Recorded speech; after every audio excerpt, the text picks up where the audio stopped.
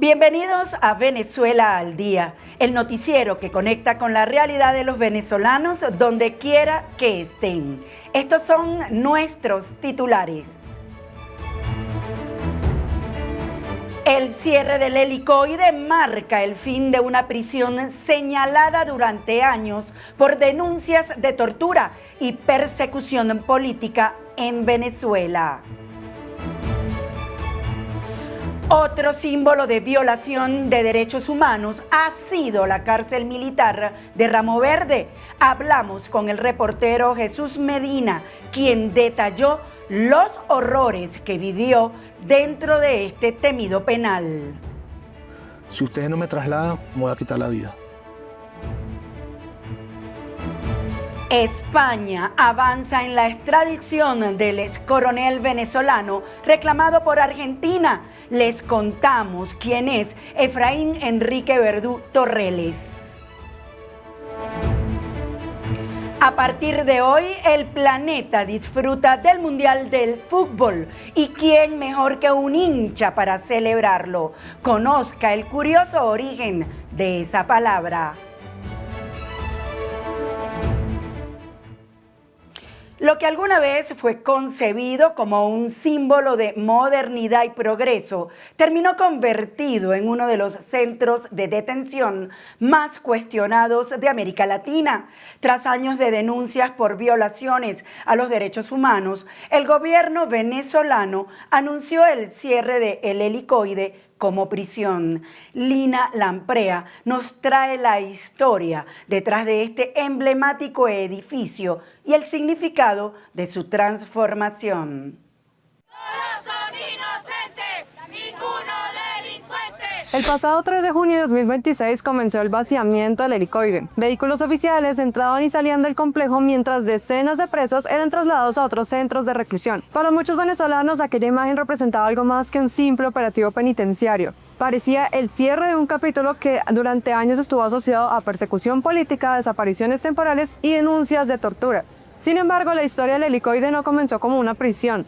De hecho, nació como todo lo contrario, como una de las mayores promesas de modernidad de la Venezuela del siglo XX. El helicoide domina una colina al sur de Caracas. Desde lejos, su estructura todavía parece pertenecer a una visión del futuro imaginada décadas atrás. Sus rampas en espiral rodean el edificio como una carretera suspendida, una obra concebida para exhibir modernidad en uno de los momentos de mayor optimismo económico de Venezuela. Pero el significado de ese lugar cambió por completo. Hoy, cuando se menciona el helicoide, la conversación rara vez gira en torno a la arquitectura. Su nombre quedó asociado a otra realidad: detenciones arbitrarias, presos políticos, interrogatorios y denuncias de tortura. Lo que alguna vez fue proyectado como un símbolo del progreso venezolano terminó convirtiéndose en el centro de reclusión político más conocido del país y en uno de los espacios más denunciados por organismos internacionales de derechos humanos en América Latina. La historia de esa transformación comienza en los años 50. Venezuela vivía el auge petrolero y buscaba proyectar una imagen de prosperidad. En ese contexto surgió la idea de construir un complejo comercial sin precedentes. El helicoide no sería un centro comercial convencional. Los visitantes podrían recorrerlo en automóvil mientras ascendían por una rampa continua que conectaría cientos de locales, salas de exposición, espacios culturales, hoteles y áreas recreativas. El proyecto reflejaba una época en la que el país se veía a sí mismo como una potencia regional en ascenso. Sin embargo, la caída de la dictadura de Marcos Pérez Jiménez en 1958 alteró el destino de la obra. Los cambios políticos, los problemas financieros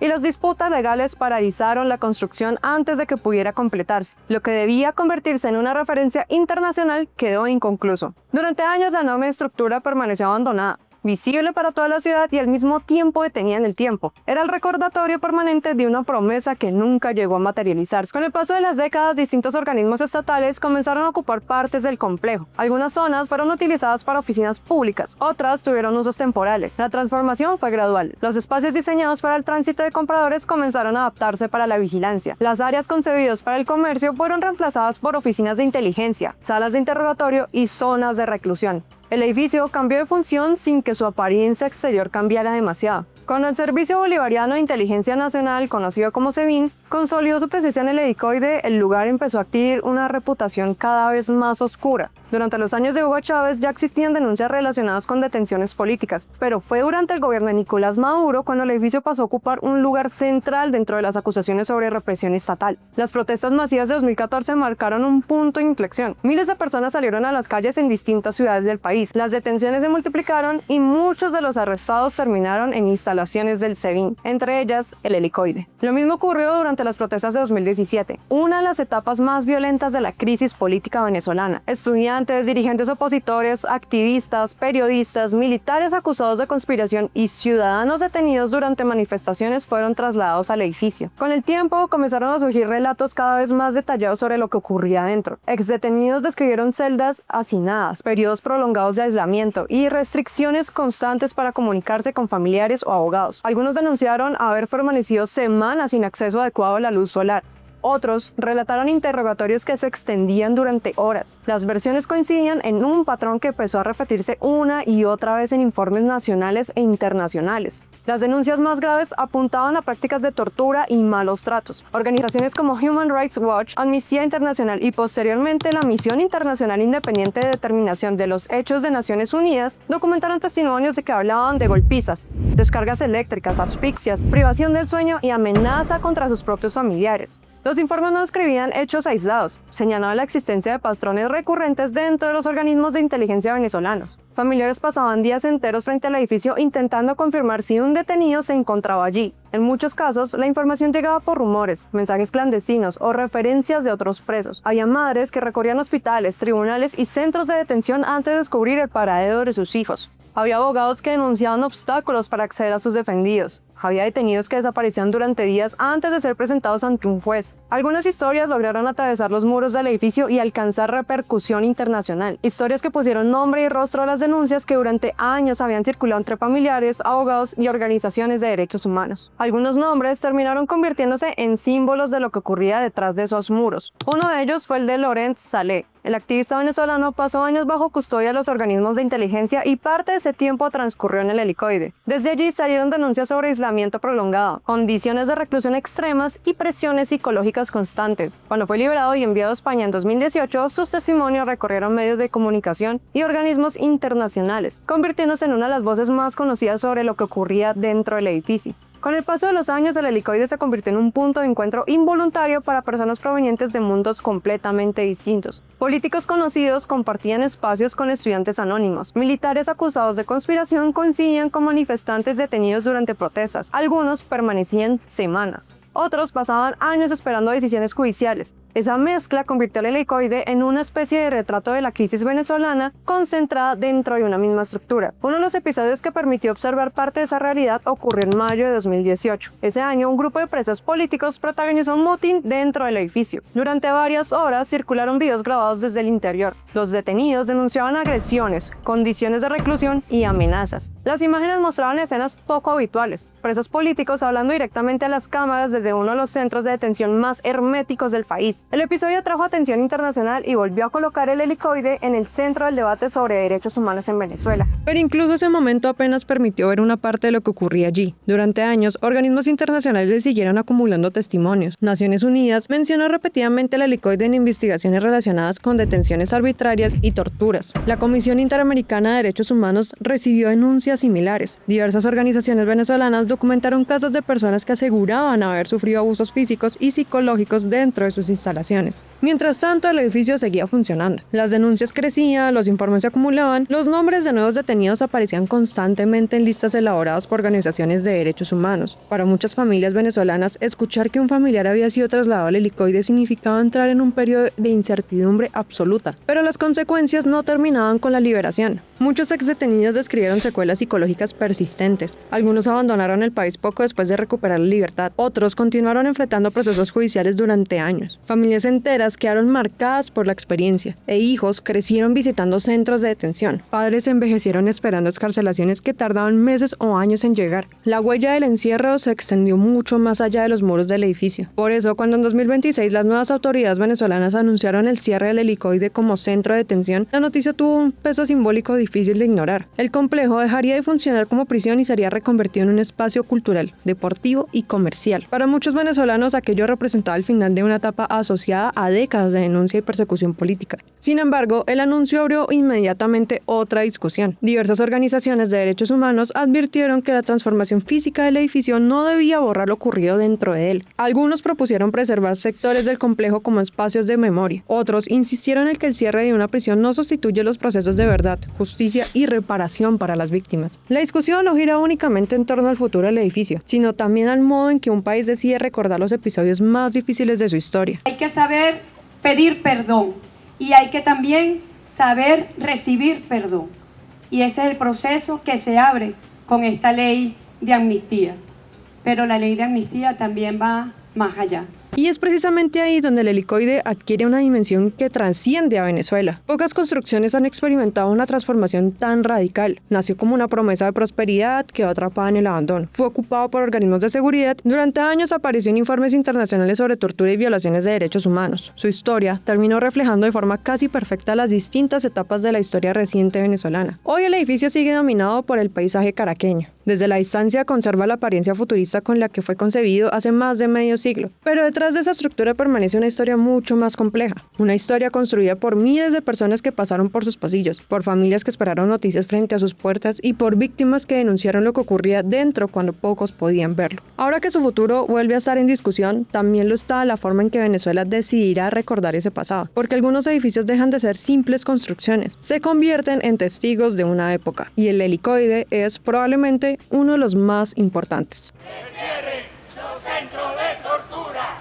y uno, y dos, que sean todos, y uno, y dos. Al hablar de cárceles asociadas a la crisis política venezolana, otro nombre emerge: Ramo Verde, un centro de reclusión que durante más de 2 décadas ha estado vinculado a denuncias de violaciones de derechos humanos. Sara Malaver nos cuenta qué esconde la otra cara de una de las cárceles más polémicas de Venezuela.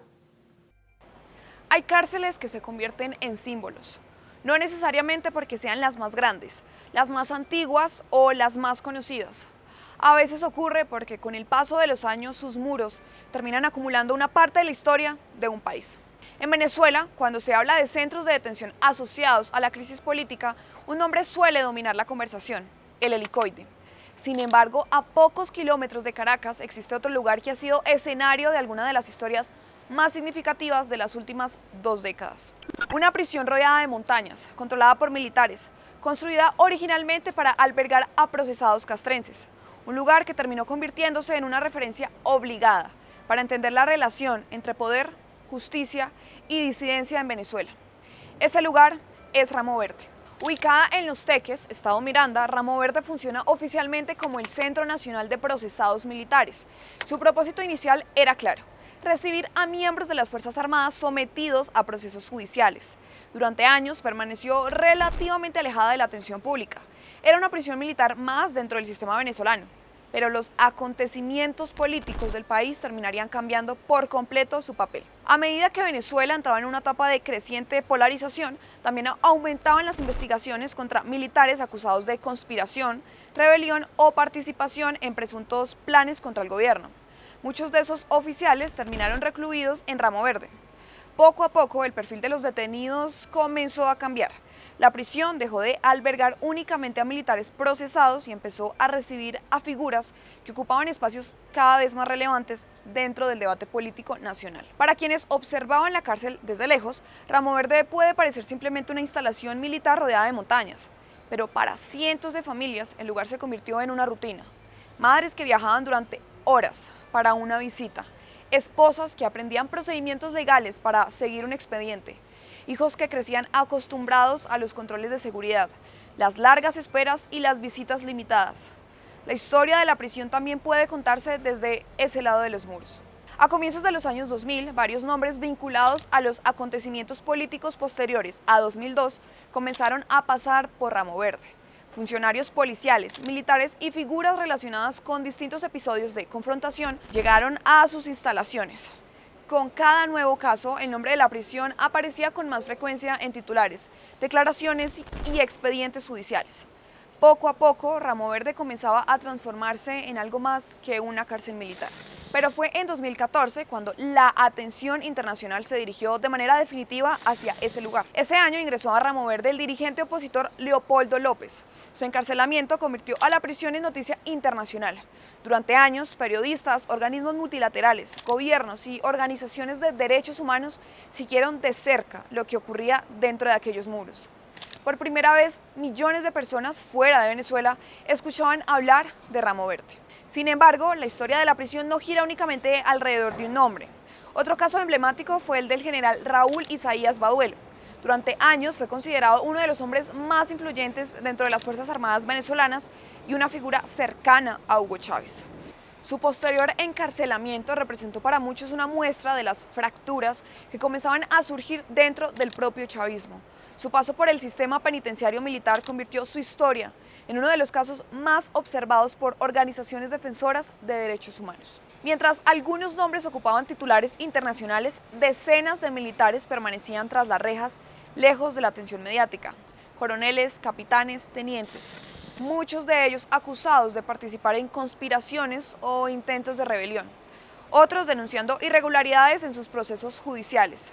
Sus historias rara vez llegaban a las portadas, pero formaban parte de la misma realidad que se desarrollaba dentro de Ramo Verde. Con el paso de los años, las denuncias comenzaron a multiplicarse. Familiares, abogados y organizaciones de derechos humanos señalaron presuntas restricciones a las visitas, retrasos judiciales y condiciones de reclusión cuestionadas. Las acusaciones no siempre podían verificarse de manera independiente, pero se repetían con frecuencia suficiente para mantener la atención sobre el penal. Las autoridades venezolanas, por su parte, han defendido la legalidad de los procedimientos y las decisiones tomadas dentro del sistema judicial y militar. En numerosos testimonios aparece un elemento común: la incertidumbre. No saber cuándo ocurrirá una audiencia, no conocer la fecha de una decisión judicial, esperar durante meses una respuesta. Para muchos familiares, la espera terminó convirtiéndose en parte de la condena. Las denuncias relacionadas con traslados también comenzaron a ocupar espacio en los informes de organizaciones defensoras de derechos humanos. En distintos momentos, familias aseguraron que algunos detenidos fueron movidos a otros centros sin información previa. En un contexto donde la comunicación suele ser limitada, cada traslado generaba nuevas preguntas y preocupaciones. La atención sobre Ramo Verde volvió a aumentar en años recientes. Diversas organizaciones denunciaron presuntos abusos contra detenidos y alertaron sobre situaciones ocurridas dentro del penal. Entre ellas, denuncias relacionadas con requisas, restricciones y presuntos malos tratos. Aunque muchas de esas acusaciones continuaban siendo objeto de controversia, contribuyeron a mantener a Ramo Verde dentro del debate sobre derechos humanos en Venezuela. Pero más allá de los expedientes, las investigaciones y las denuncias, existe otra dimensión de esta historia: la dimensión humana. Porque cada detenido tiene detrás una familia, una madre esperando noticias, una esposa organizando visitas, un hijo creciendo mientras su padre permanece tras las rejas. Historias que rara vez aparecen en los comunicados oficiales, pero que ayudan a comprender el verdadero alcance de cualquier proceso de encarcelamiento. La historia de Ramo Verde también refleja una de las características más complejas de Venezuela contemporánea. Dependiendo de quién la cuente, los mismos hechos pueden tener interpretaciones completamente distintas. Para algunos, muchos de los detenidos fueron responsables de delitos graves contra el Estado. Para otros, se trató de presos políticos perseguidos por sus posiciones o acciones contra el gobierno. Las narrativas cambian, las versiones chocan. La discusión continúa abierta. Mientras otros centros de detención captaban la atención internacional, Ramo Verde siguió funcionando. Siguió recibiendo detenidos, siguió apareciendo en informes, denuncias y expedientes judiciales. Y siguió formando parte de una historia que aún no ha terminado. Quizás por eso resulta imposible entender completamente la crisis venezolana sin detenerse frente a esos muros. Porque Ramo Verde no es solamente una prisión militar, es también un punto de encuentro entre la política, la justicia, el poder y las vidas de cientos de personas que han pasado por allí durante más de 20 años. La mayoría de las cárceles permanecen fuera de la vista. La mayoría de las personas nunca ve lo que ocurre dentro de ellas, pero algunas terminan influyendo en la historia de un país mucho más de lo que parece. Ramo Verde es una de ellas, un lugar que comenzó siendo una prisión militar destinada a procesos castrenses y que terminó convirtiéndose en un reflejo de las tensiones, los conflictos y las divisiones que han marcado a Venezuela durante buena parte del siglo XXI. Jesús Medina es uno de los sobrevivientes de Ramo Verde. Durante años su nombre apareció asociado a algunas de las historias más controvertidas de Venezuela. Periodista, reportero independiente y protagonista involuntario de una larga batalla con el sistema judicial venezolano. Medina pasó por el secuestro, la detención y la cárcel tras publicar investigaciones sobre temas sensibles para el poder. Conversamos con él sobre el infierno que vivió entre rejas. Mi nombre es Jesús Medina Sáenz, soy fotoperiodista venezolano. Por mucho tiempo trabajé en las calles de Venezuela reportando la situación que vivían los ciudadanos, los hospitales, cómo estaban en deterioro. Estuve denunciando la corrupción a los narcotraficantes, a los traficantes, a los que hacían tráfico de personas. Muchísimos casos muy difíciles que periodistas y comunicadores sociales en Venezuela no se atrevían por el temor a su integridad física, mental, y de ellos y de su familia. No fue fácil enfrentarme a un monstruo siendo un mortal yo. Yo creo que eran los monstruos más peligrosos de América. Todavía lo siguen siendo los que quedan. Pero Jesús Medina fue un muchacho de las calles. Fui niño de la calle. Yo cuando era niño viví en la calle. Me fui superando poco a poco. He estado muchísimas veces detenido, he conocido muchos penales, muchos centros de detención. Hay gente buena y gente mala, he conocido lo bueno, he conocido lo malo, pero siempre por informar, siempre por decir la verdad. Jesús Medina nunca se cayó, nunca pudieron torcerme el brazo y seguí informando. Muchos estaban preocupados porque ya en una oportunidad me habían secuestrado por 4 días y que había aparecido desnudo, torturado y golpeado en una principal vía que conecta al estado Vargas con Caracas, que ya en una oportunidad me habían secuestrado por 4 días. Las personas hablan del helicoide porque el SEBIN base helicoide. SEBIN es el Servicio Bolivariano de Inteligencia Nacional, que es la policía política venezolana. El SEBIN en el helicoide hace más ruido porque la cantidad de presos que están ahí es civiles y hay más acceso. Pero yo te puedo asegurar que Ramo Verde es la cárcel más dura de todo el país.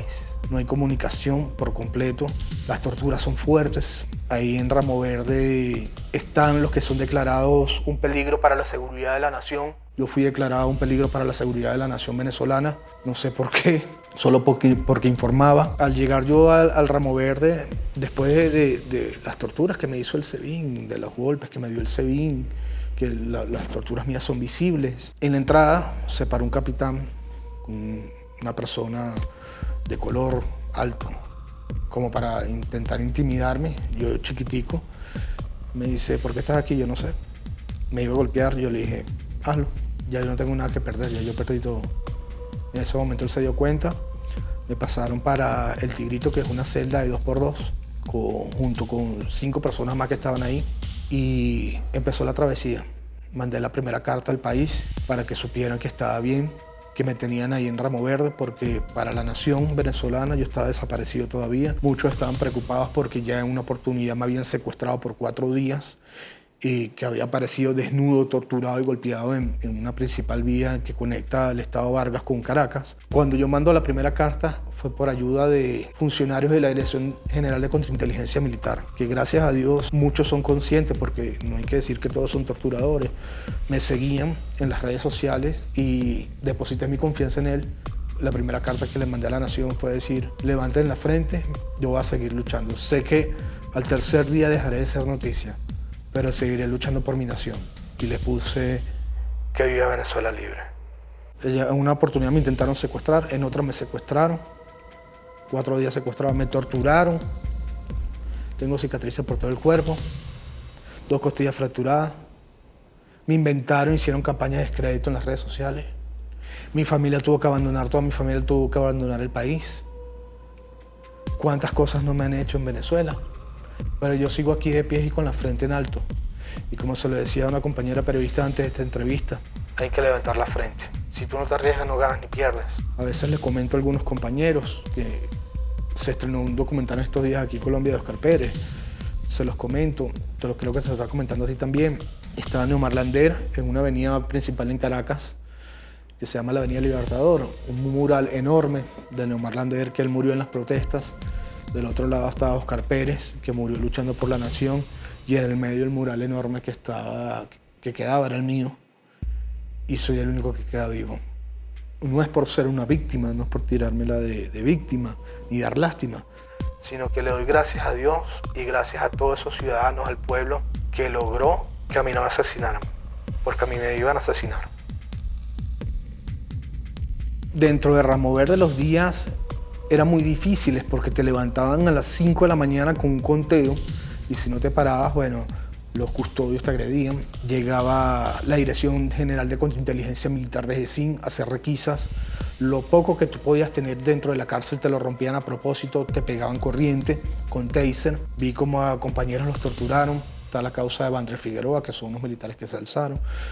Hay un compañero que le decíamos don Ramón que le fracturaron las costillas y nos arrodillaban, nos pegaban la frente contra los muros, nos daban golpes como unos sádicos, porque esa es la palabra, sadismo.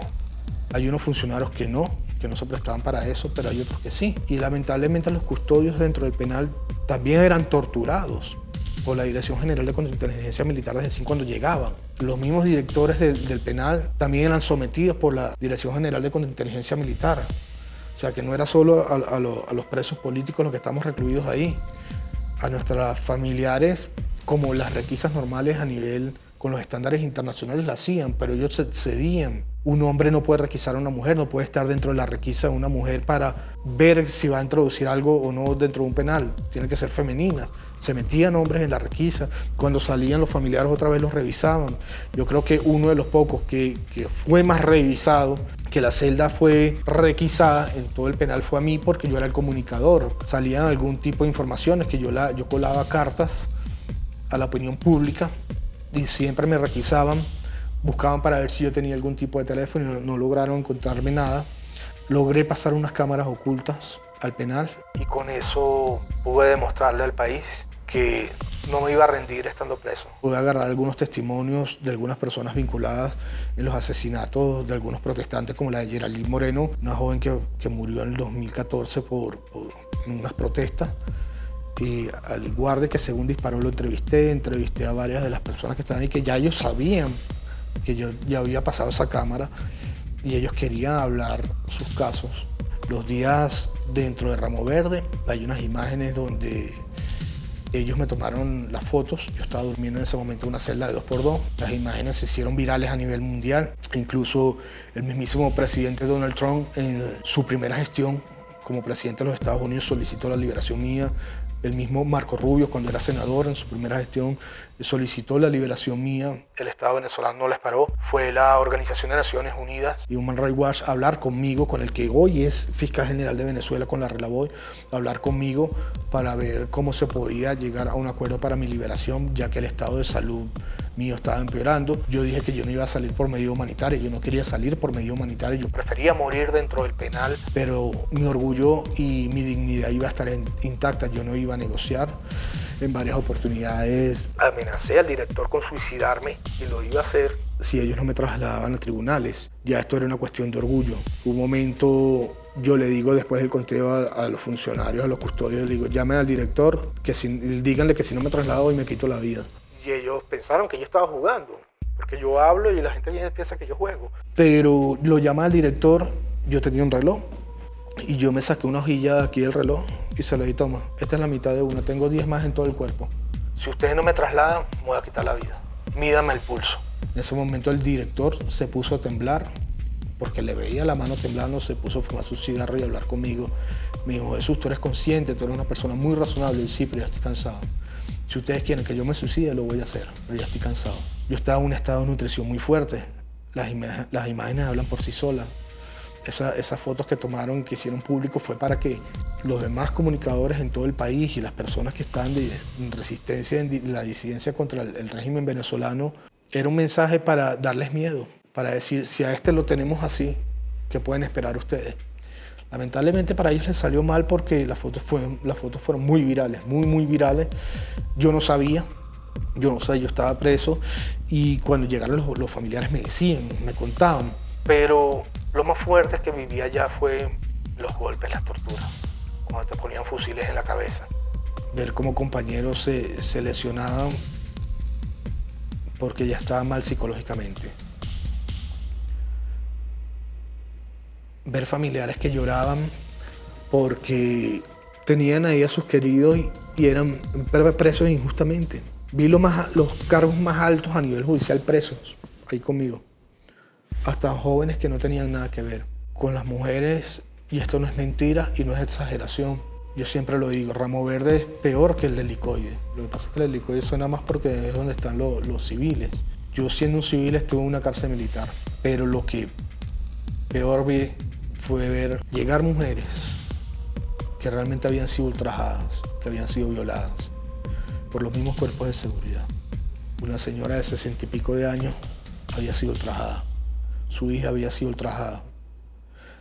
Familiares que a los niños les habían puesto fusiles en la cabeza para poder agarrar a la persona que estaban buscando. Esto no es exageración. Yo soy un testigo potencial y muy directo para la Corte Penal Internacional, la Comisión Interamericana de Derechos Humanos, y ellos lo saben. Lo dije siempre lo digo en todas las entrevistas. El peor error que pudo haber hecho el Estado venezolano fue meter a una persona con el calibre de denuncias que hago yo en la cárcel militar de Ramo Verde, donde me iba a enterar de todos los casos. Personas que tenían años secuestradas ahí, no se sabía la opinión pública. Torturas, violaciones a los derechos humanos. Mujeres que lamentablemente habían tenido que dar su cuerpo para que no les siguieran golpeando. Familiares, mujeres familiares que habían tenido que acostarse con funcionarios para que o a su hermano o a su esposo o a la persona que tenían detenida no les siguieran agrediendo. Entonces, cuando a mí me dicen de derechos humanos o me dicen que no se violan los derechos humanos, mira, para mí, y sigo insistiendo, de todos los penales en Venezuela, Ramo Verde es el peor.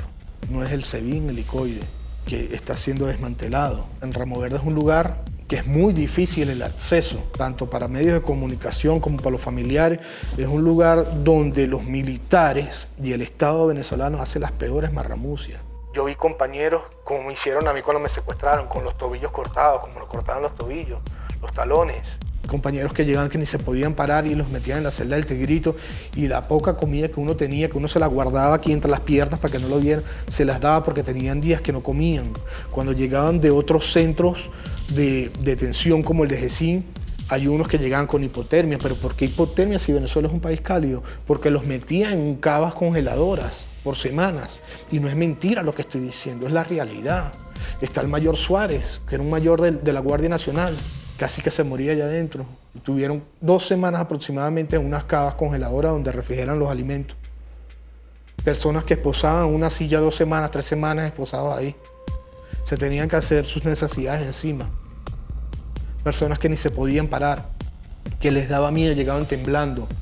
Yo al momento de llegar al penal, como todos, yo estaba asustado. Cuando llegaban los custodios me decían, te está pidiendo todo el penal. ¿Qué pasó? ¿Quién eres tú? En los términos carcelarios, cuando te dicen que te están pidiendo es porque te van a matar. Yo dije, nada, hasta aquí llegué, porque para nadie es noticia que en los penales te acuchillan, te matan, hacen lo que les da la gana. Resulta que era distinta la realidad mía. Me estaban pidiendo todo el penal en todos los pisos, los líderes, que me querían tener en sus pisos para protegerme. ¿Pero por qué yo? ¿Por qué me querían proteger todo? Porque sabían que toda esa información iba a salir. Sabían que los iba a ayudar, y así fue, ayudar a muchísimos. Personas que estuvieron de custodio, después estaban presos ahí con nosotros. Ver cómo le pegan a una persona y escucha el tronar de cuando se fracturan las costillas. Cómo funcionarios te pegan con la culata del fusil de aquí para abajo para que no te queden marcas y hacen lo que te da la gana, te escupen la comida. El alimento es granos, no sé cómo le dirían aquí a las caraotas aquí en Colombia, pero son granos de los negros. Desayuno, almuerzo y cena. Yo estaba en estado de nutrición y era agua de caraota. Ojo, yo tengo un video de eso, porque yo pude pasar unas cámaras ocultas. Hay unos que dicen, ¿cómo pasaste unas cámaras ocultas?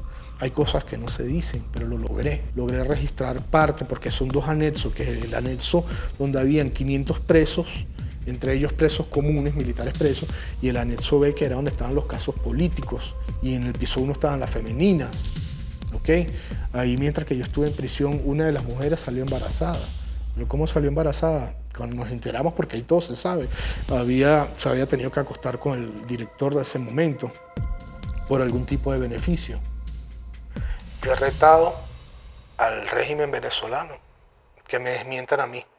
No van a poder desmentirme, porque muchísimas de las cosas que yo vi, incluso cuando fueron los funcionarios de la Organización de Naciones Unidas, ellos intentaron limpiar el penal para que se viera bonito y encerraron a todos los pisos, llevaron unas personas que eran de la Fuerza Armada a hacerlos pasar como si fuesen presos, cometieron un error. Nos dejaron la celda de nosotros abierta.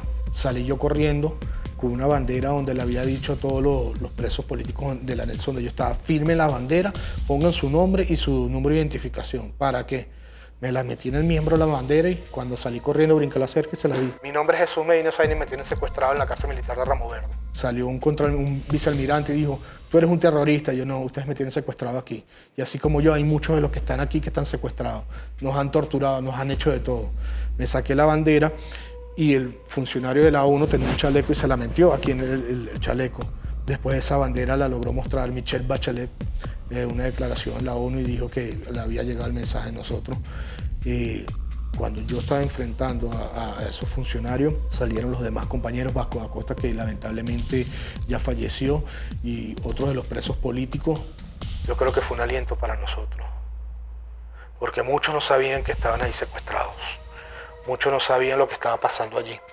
En Ramo Verde te dan el almuerzo, que es caraota también, o agua de caraota, o con una arepa fría, dura. Y en la noche igual, agua de caraota. A las 6 de la tarde te están encerrando otra vez en la celda. El espacio de nosotros era muy pequeño, un patio muy, muy pequeño donde estábamos nosotros. Que si yo te cuento algo no me lo vas a creer. Yo cuando salí en libertad o escarcelado, me caía en la calle. ¿Por qué me caía? Porque yo había perdido la manera de caminar. Ya yo no sabía ni caminar, porque el espacio donde yo estaba era muy pequeño. Claro, el anexo A era otra cosa que a mí no me dejaban pasar para el anexo A, pero en el espacio donde yo estaba ya hasta eso se me había olvidado. El honor. Si no tienes honor no eres nada. Si no tienes lealtad no eres nada. Si no tienes resistencia no eres nada. Vi muchas personas buenas. De una cárcel nunca sacas nada bueno, dicen. Pero yo sí saqué muchas amistades que hoy en día siguen hablando conmigo. Yo te lo digo, yo salí y yo me tatué aquí las palabras honor y lealtad, justamente por eso, porque lo llevo en mis hombros. Si tú no tienes eso dentro de una prisión, estás liquidado. El miedo existe igual. Vemos igualito que sigue la persecución, siguen las amenazas. Salieron muchos periodistas, pero salieron escarcelados, no salieron en libertad plena. Yo salí escarcelado. Me enfrenté a un juicio 6 años y se lo gané. Y ordenaron que se me repitiera el juicio. Cuando llegó la fecha del juicio otra vez, cuando se tenía que repetir, antes de yo ir me dijeron, te van a agarrar preso otra vez. Me deben estar esperando porque estoy aquí en Colombia. Me les escapé. Todos los periodistas tienen miedo. En Venezuela. Todo. Es igual. Ahora lo piensan 2 veces para agredirte o meterte preso. Pero el miedo siempre va a existir. El que te diga que no tiene miedo te está mintiendo. La diferencia conmigo fue que yo aprendí a manejar y a controlar el miedo. Pero el miedo siempre va a estar. Para mí se tiene que desmantelar también de manera inmediata. Hemos luchado por el SEBIN. ¿Por qué el Helicoide, me lo preguntabas tú, es el más sonado? Porque está en el centro de la ciudad capital.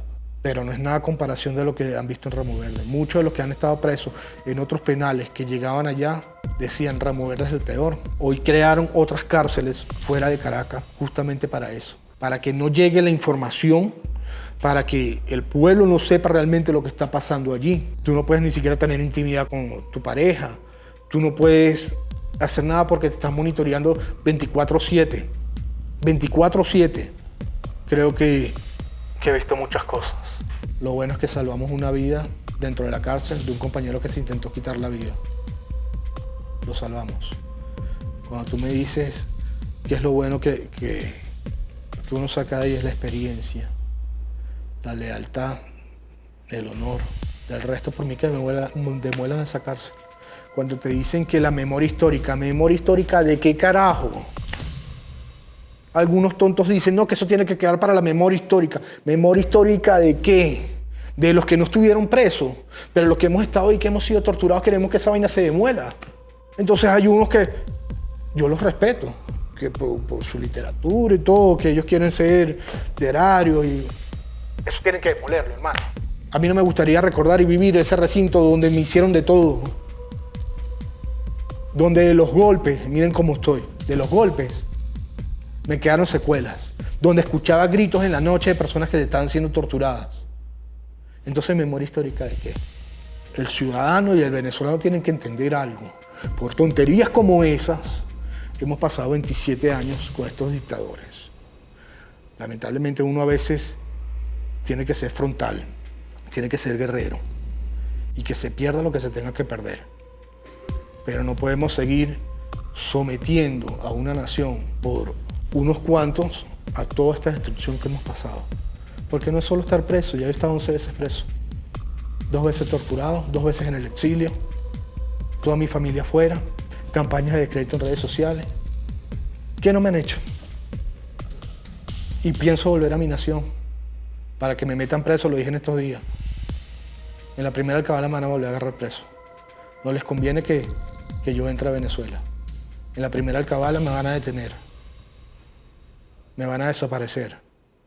Lo estaba diciendo con la compañera con que estaba hablando antes de la entrevista. Yo estoy 100% seguro y lo dije públicamente, que al momento de yo poner el primer pie de ingresar a mi nación, me van a desaparecer. No les conviene que yo entre otra vez. Las naciones cuando enfrentan devastación, cuando enfrentan por años catástrofes, se levantan y se levantan con fuerza. Miren a Japón, miren a otros países cómo se han levantado. Venezuela volverá a ser la mayor potencia de Latinoamérica. Así como cuando una persona va caminando y se cae en un hueco, se levanta. Así vamos a ser los venezolanos. Y a todas esas personas en todos esos países que nos han ayudado, le damos las gracias. Y a los que lamentablemente realizaron xenofobia contra muchos de nuestros compatriotas, también le decimos gracias. Nuestro país siempre, a muchísimas nacionalidades, nunca tuvimos problema con las nacionalidades, las personas los ciudadanos de otras nacionalidades que iban al país, nunca. Los recibíamos, los metíamos en nuestras casas, hacíamos fiestas sin conocerlos. Y a nosotros, lamentablemente, por unos pocos hemos pagado todos.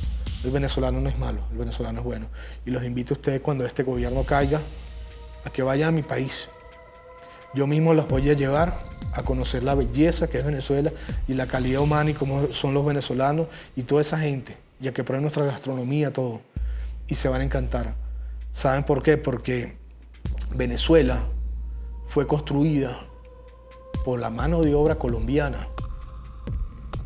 Los barrios, la mayoría de las obras fueron hechos por colombianos. Los colombianos se iban a vivir a Venezuela. Ahorita se revirtió. Los europeos se iban a vivir a Venezuela. Hoy lamentablemente caímos en desgracia. Y es como cuando una persona cae en desgracia, todo el mundo se le aleja.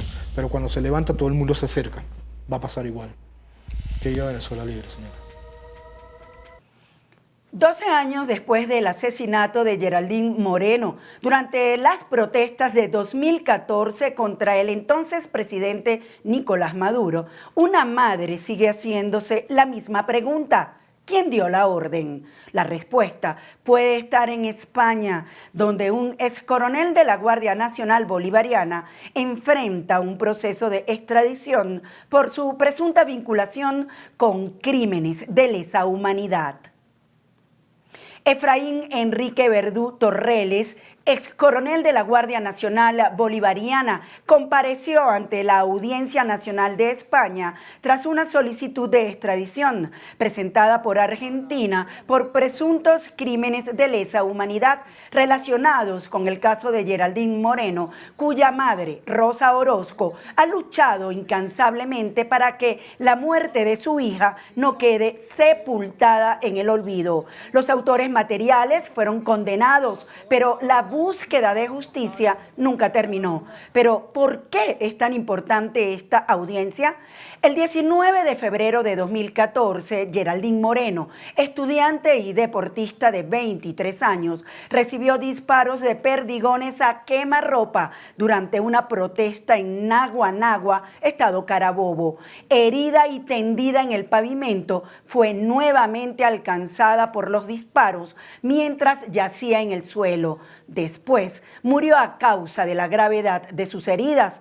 Por este crimen ya han sido condenados los autores materiales. Sin embargo, para los familiares y las organizaciones de derechos humanos, todavía falta por determinar la responsabilidad de quienes estaban al frente del operativo. Según la investigación de Interjust, Verdú Torreles era el oficial que coordinaba el despliegue de seguridad en la zona y formaba parte de la cadena de mando del operativo militar. Él continuó su vida en España sin rendir cuentas ante la justicia hasta ahora. Lo ocurrido para quienes solicitan justicia hoy no es una condena, pero para las víctimas representa un paso que nunca había ocurrido y la posibilidad de que la justicia internacional comience a alcanzar a quienes tomaron las decisiones. Para pedir a la justicia española que invoque el principio de la jurisdicción universal, pero que también se asista de el Estado de Derecho, que se asista del debido proceso y que administre justicia y que esto permita que a todas y cada una de las víctimas mortales en Venezuela, cada una de las 18.000 personas que han pasado por centros de tortura, a cada una de las víctimas le llegue el momento de la reparación.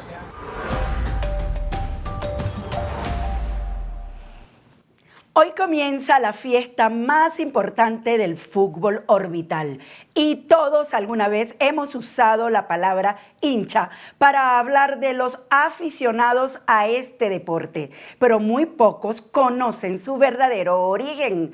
Lo que parece un término cotidiano esconde una historia centenaria que comenzó con un hombre único en Uruguay y que sin proponérselo terminó dejando una huella imborrable en el lenguaje del deporte. David Díaz nos lleva a conocer al primer hincha de la historia.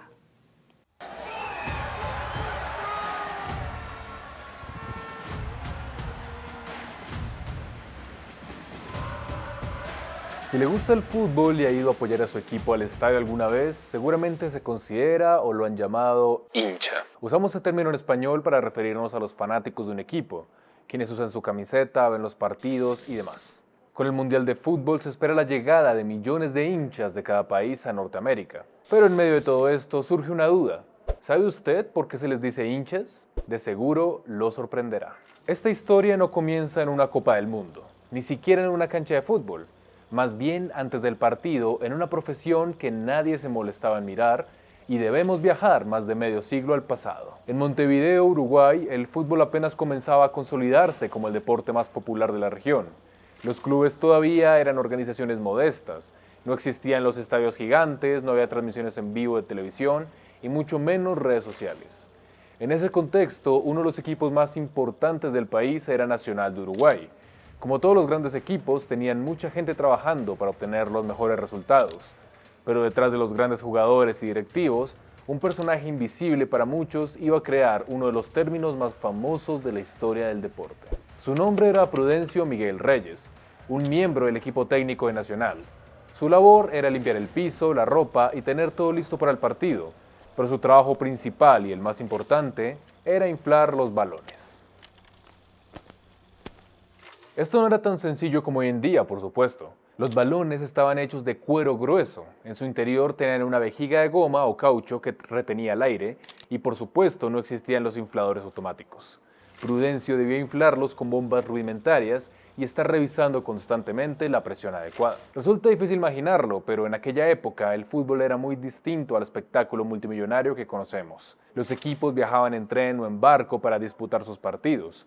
Muchos jugadores tenían empleos paralelos porque el deporte todavía no les permitía vivir de él y los estadios eran mucho más pequeños. Tampoco existían las grandes barras organizadas ni las campañas de mercadeo que hoy rodean a los clubes.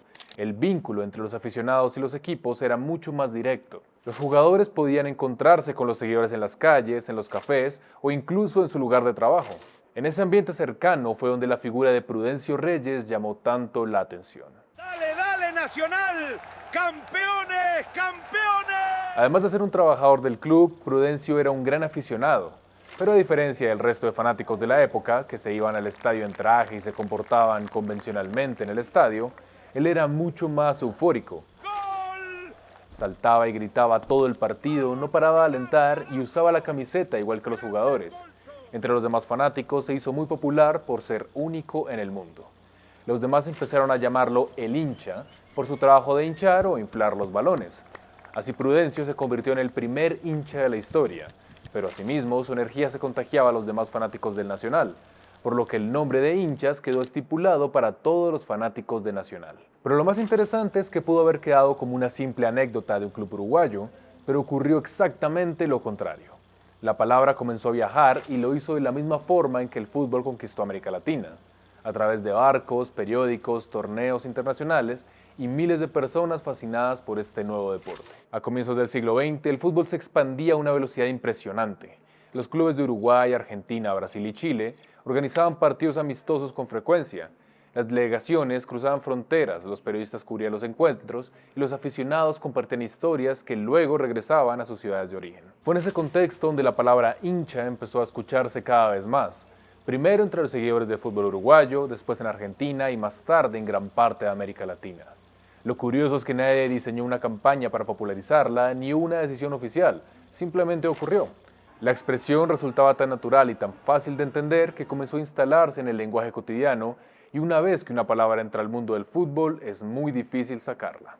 Aún así, los diarios deportivos tuvieron un papel fundamental.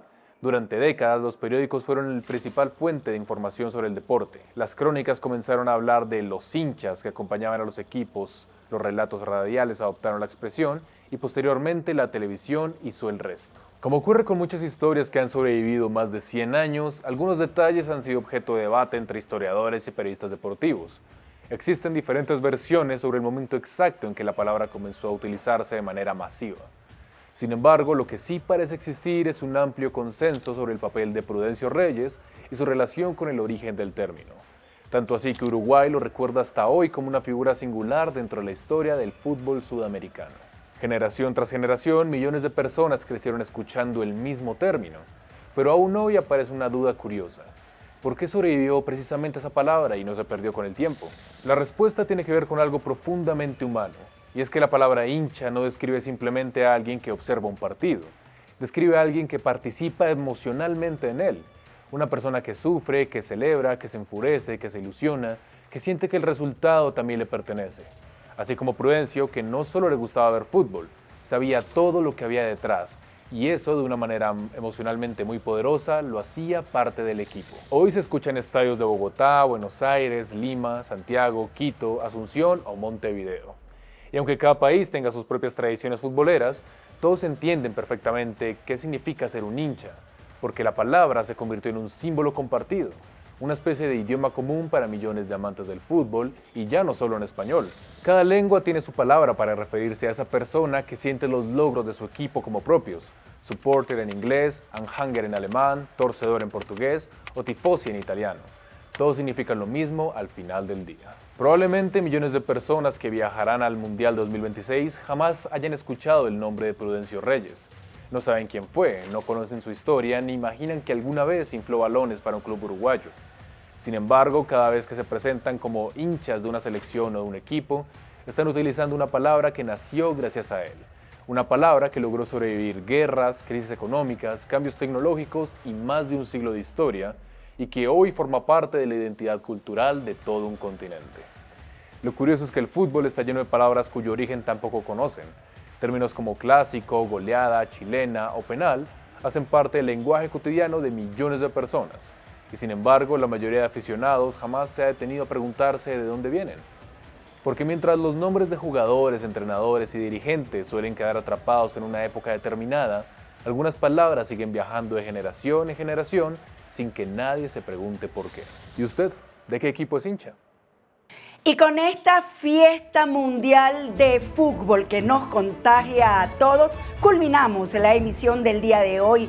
Los invitamos a seguirnos en nuestro canal de YouTube, @VenezuelaAlDía_oficial, y a seguir apoyando nuestro proyecto periodístico también a través de las redes sociales de Facebook, Instagram y TikTok.